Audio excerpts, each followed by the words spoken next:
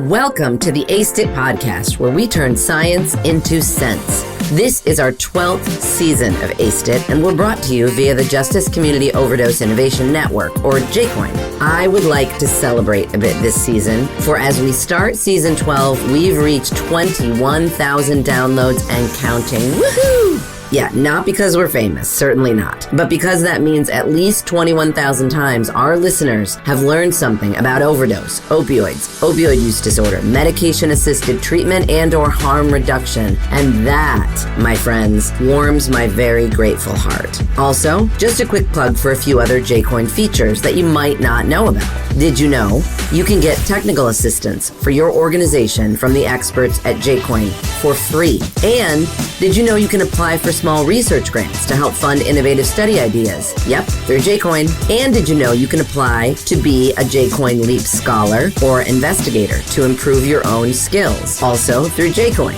If you didn't know about these things, check out our website, JCOIN-CTC.org, and learn about the many JCOIN offerings beyond Aced It that may help you learn and grow in ways that improve lives. With that, I'm honored that you're with us. I'm Danielle Rudes, your host, and this is Aced It. And here we are back again with season 12 on roles, responsibilities, and reactions to overdose. This is episode 8. And today we're diving into how schools and colleges are responding to the overdose crisis in real time. Today's episode confronts a pressing and often uncomfortable reality, the overdose crisis inside our schools.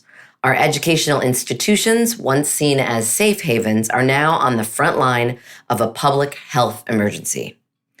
So what does real preparedness look like in a school hallway or a college dorm? Who's trained? Who is equipped? Let's find out. Let's start with the numbers, because numbers tell a story of urgency.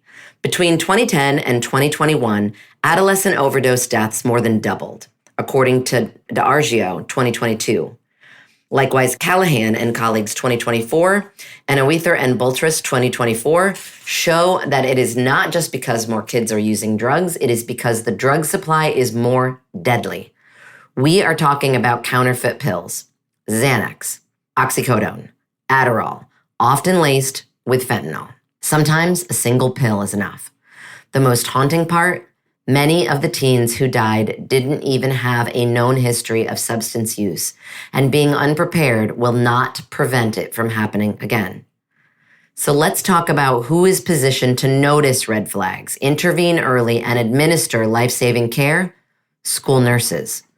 In McDonald and colleagues' 2020 study, school nurses across Pennsylvania were surveyed. More than half reported having naloxone on hand. A few had used it, and many wanted more training, more resources, and more support. Similarly, Pattison, Sharp, and colleagues' 2017 found that nearly 40% of nurses had encountered a student with an opioid prescription in the past year. Yet, less than 4% had access to naloxone. Why?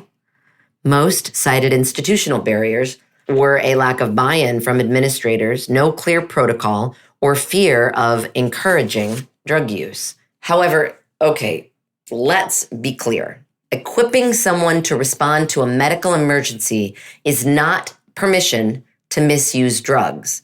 It is a harm reduction, prevention, and smart public health strategy, and school nurses get that. What they need is for leadership to get on board.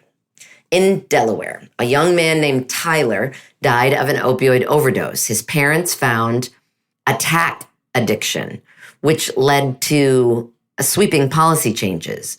King, 2016, documents how the state now requires naloxone in every public high school and empowers nurses to use it. It's a story of turning grief into advocacy, but also begs the question, why? Why do we wait for tragedy before we act when we already know what works? We have the data, we have the training tools, and we have the funding in some cases.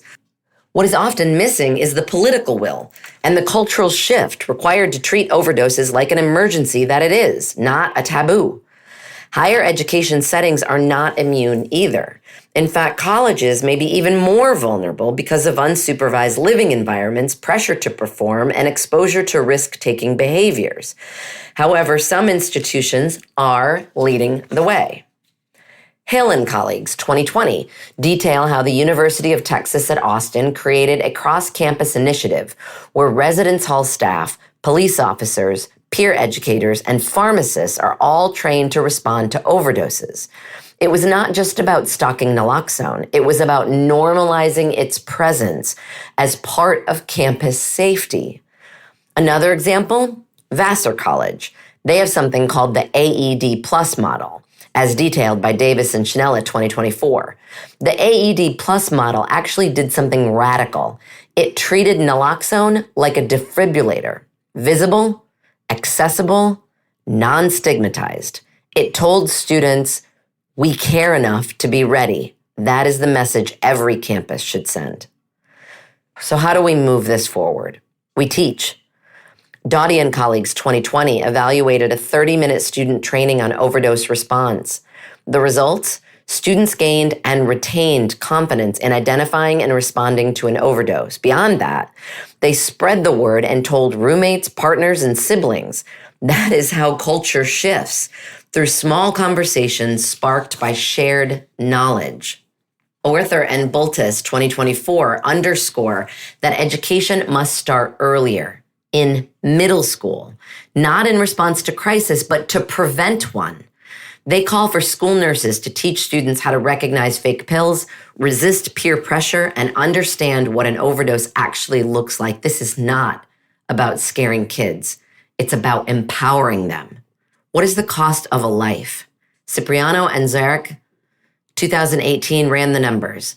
They found that if even one overdose death is prevented a year, school-based naloxone programs are cost-effective. But let's be clear. It's not about budget lines. It's about priorities. We invest in fire extinguishers, and we hope that we never use them. We train for earthquakes, hurricanes, and active shooters. We also train for CPR and first aid. Overdose is just another emergency that demands readiness, not excuses. So, here's what we know. After 10 studies and countless examples. 1. Overdose is happening on school grounds. 2. School nurses are ready, but they need more tools and more support. 3. Students want to learn, and they need to. 4. Naloxone works, education works, policy works. What's left is the will to act. With that, we have reached the end of our episode on educational settings, roles, responsibilities, and reactions to overdose. I learned a lot from this episode, and I hope you did too. I'll talk to you next time when we'll be talking about witnesses and bystanders.